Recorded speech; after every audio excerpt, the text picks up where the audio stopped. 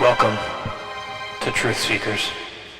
Hello, friends, and welcome to the Seiker podcast at Service of Change, where we challenge reality, question what we've been taught, in hopes of inspiring a new direction of thought to bring about change. I'm your host, Dennis Nappy II with Service of Change, where you can read my book for free. I am human, and we are not who we think we are, just by going to serviceofchange.com. Click on that big red button that says Get My Free ebook.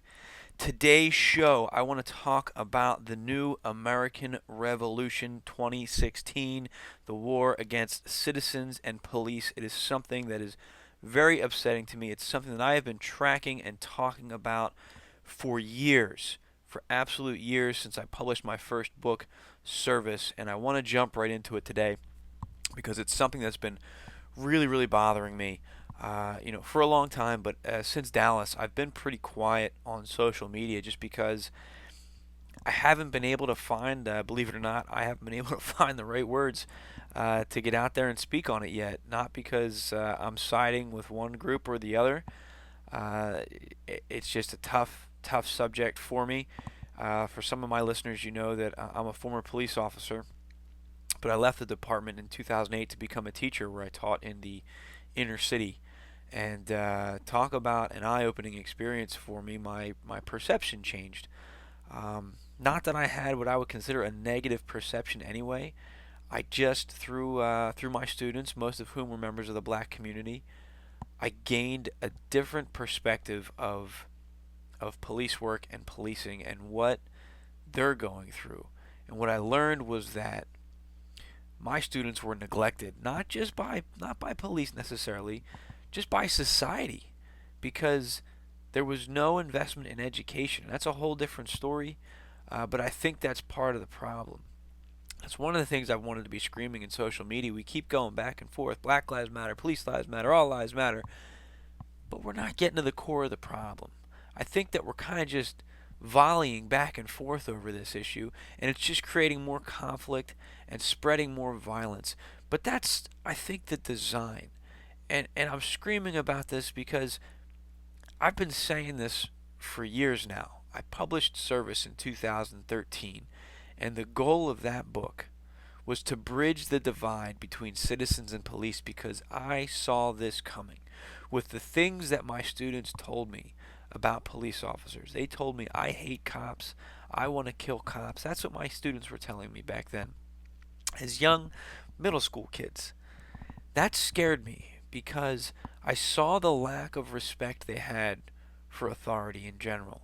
And I knew that soon enough those kids would be grown men and women and have weapons placed in their hands, or the potential for weapons to be placed in their hands, and wouldn't think twice to pull the trigger. And that's what we're seeing now. So that's very concerning to me. So my message in my book for police departments was that tactics needed to be changed. Not to get more weapons, not to get better equipment, but to get out in the communities and to bridge that gap, because the perception of many people in the community is that cops are bad. I don't think cops are bad. I'm a police supporter as well. I'm a former cop. Some of my closest friends are cops. I'm worried about them every single day. But the community services efforts, in my opinion, need to be improved upon. And I've been saying that for years. I have a couple articles that are up on Service of Change right after Ferguson, and this was concerning to me with Ferguson, and I talked about it in the Change Cast with Joel, and I wrote about it. But if you remember, when the verdict was read in Ferguson, they said we have a verdict, and we're gonna wait 9 hours before we release it to the world, which I didn't understand.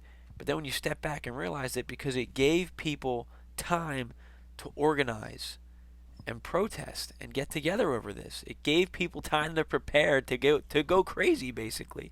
All that anticipation. So we know the media is bad. Everybody knows that now. It's no secret. But what are we doing about it?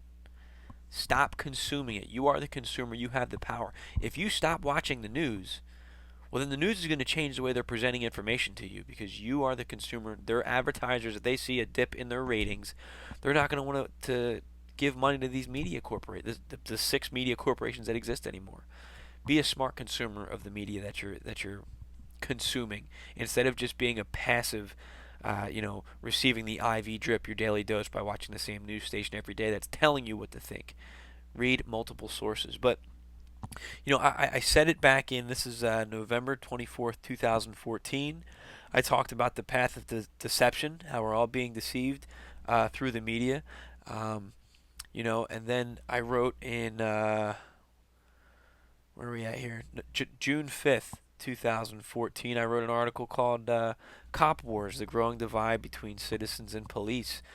I think that was one of the earlier assassinations of an officer in Vegas, and there were, a couple officers were killed up in Canada. And what I said was, hey, this is coming, and I also suggested that all of these videos that were popping up of people filming police was more than just that. What that was for the right organization, and I say this based on my experience in intel, they were probing, they were casing, they were seeing what a cop's response would be. They were learning what a police officer would do in these situations as those videos flooded the media.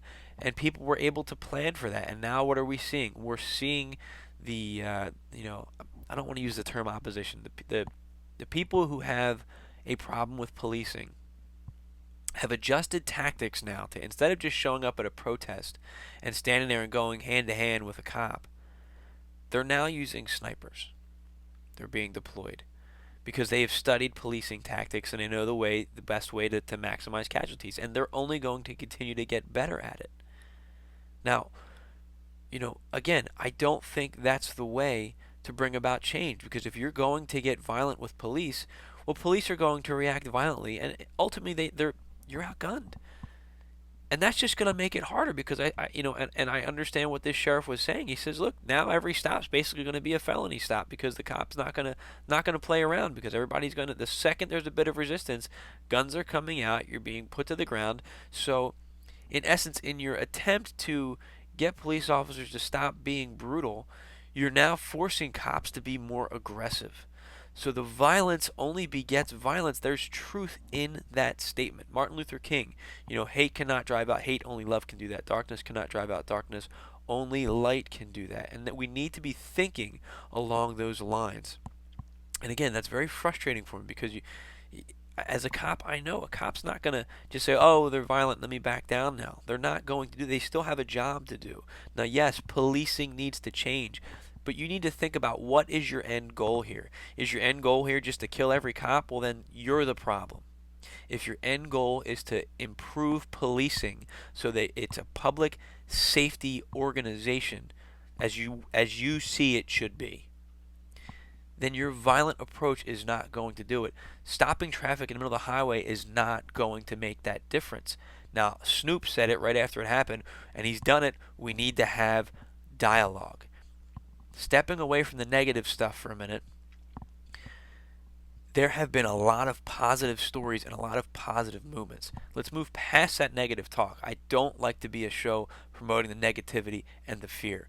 We've mentioned it. We know it's out there. Let's move forward there. We need to have that dialogue. Police officers and citizens alike, regardless of color, creed, religious background, gender, sexual orientation, whatever, we all need to be having a discussion because we're all culpable. This is our society as a human race, as Americans, beyond America. We all need to be having these discussions because taking it a deeper level, I think we're being divided. I think we have been divided. I think this has been orchestrated, and it's just, and maybe I'm going off the deep end here, which I tend to do from time to time, but I was writing on social media the other day. If you remember, in Libya, what happened? They said that there were, the government was firing on its citizens, I think was the initial story we were given. And then it came out that, well, no, there were rebels that were trying to rise up against the government. And then it comes out, well, it might have been Al Qaeda that was in there, causing this to look like a problem within the country, when in reality it was external agitators. Same thing happened in Egypt, to the best of my understanding, is that it was the citizens against the police, and there were some agitators in there and causing all this rising and dissent. Syria, same thing. Is that happening in America now? We need to be aware of that. We need to think about that. And the way to circumvent that is to stop sharing the negative crap, to stop being a part of the problem and start being a part of the solution. And we do that non-violently, having discussions, building communities. Well, what does that look like? I just read an article. This one is at USA Today. A Black Lives Matter group in Wichita, Kansas originally planned a protest Sunday, but instead had a cookout with police. What a better way to share your message. As I said, the reason I wrote my book, the reason I left police work was because I wanted to stop young kids from getting arrested and young kids from going out and shooting cops. Well, how was the best way for me to do that? Was to get in a classroom, let my students know, yes, I was a cop. Let them get to know me and realize, oh, Mr. Nappy's not a bad dude. Now, yes, some of them hated me just because I was a teacher. It's just the way it goes. But not because I was a former police officer. We need to show each other that we are human beings, that we have families, that we care. And as a cop, I've worked with cops that's hard to do. I've worked with cops that won't shake anybody's hand. And I get it, I understand it, because you're thinking tactically, because there are people that just want to hurt you and you don't know who that person is. But we need to step outside of our comfort zone. And we need to be genuine in that. And you want to talk maybe on a tactical level, police officers, what I said all the time, what I said in my book, you never know if that person you're dealing with today will be a person who has information for you tomorrow. View everybody as a potential informant. Moreover, you never know if that person you're dealing with today is that person who will be standing in the shadows behind you when you're wrestling with a suspect with a knife or a weapon in their hand. You want them to respect you and trust you. If they're afraid of you or if they hate you, especially today, they may take that moment of opportunity to end your life. So I've been consistently spreading this message since 2013 when I put my book out, and I'm going to continue to say the same things. Policing needs to change. The people in the community who are upset, I get it. You need to change what you're doing as well. If you're using violence to spread your message. Now, this cookout is a great idea because it lets the police see. Because it's tough. You can get tunnel vision as a cop, and you see everybody as a criminal. It makes you step back and realize, this is my community.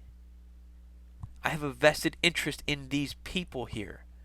Let me help. Let me rebuild. And that's the goal every day, to help them rebuild. But when you get called to domestic after domestic, drug abuse after drug abuse, and overdose, and violent after violent after violent, that's all you see.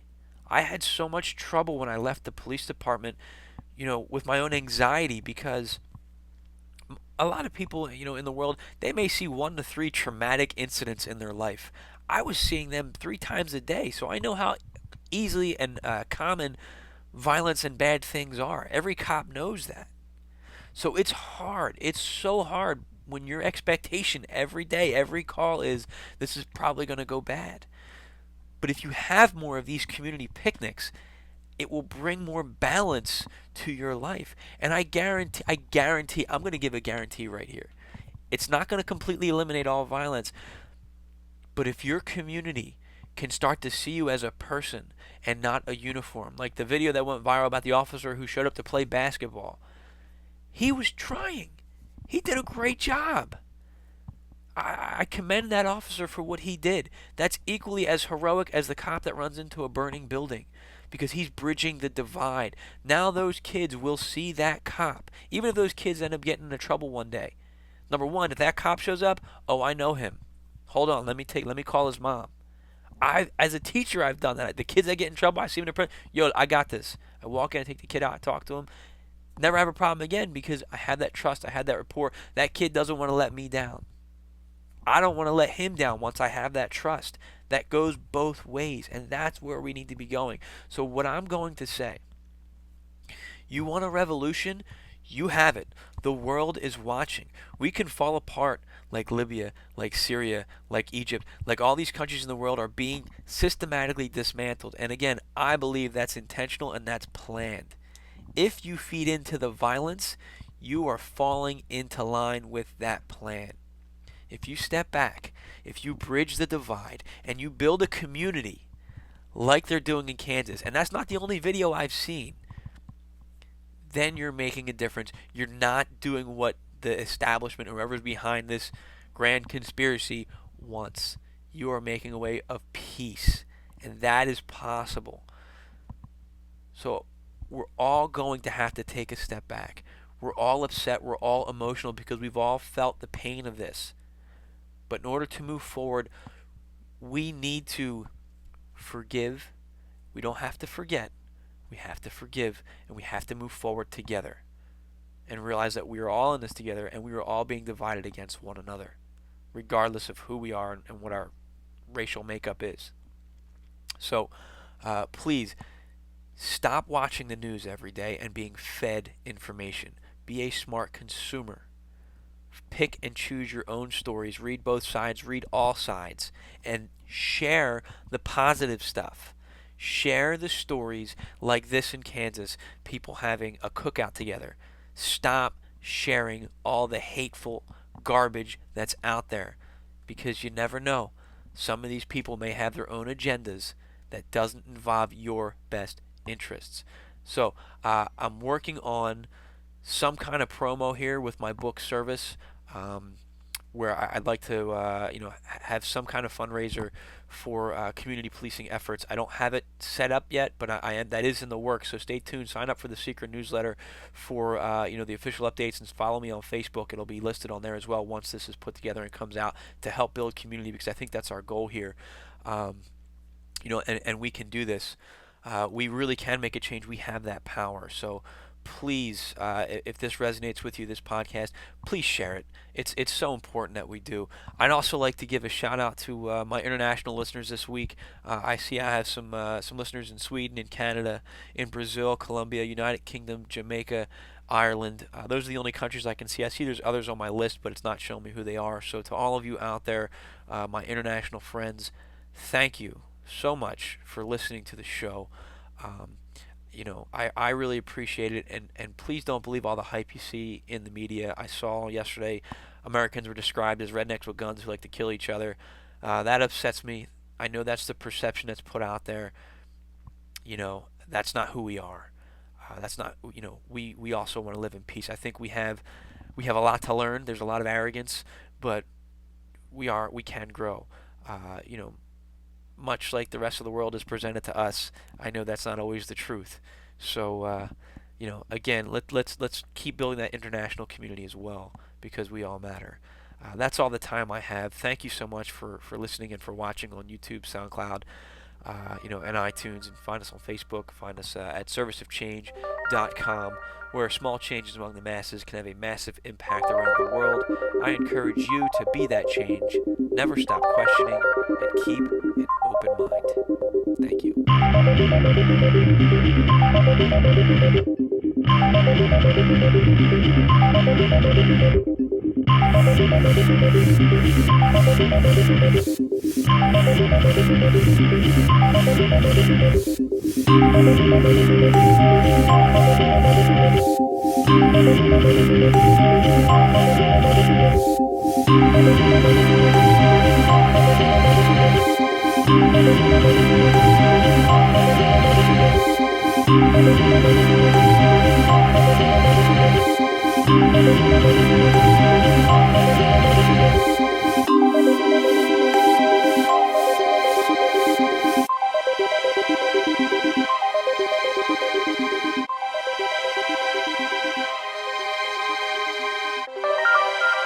Welcome to Truth Seekers.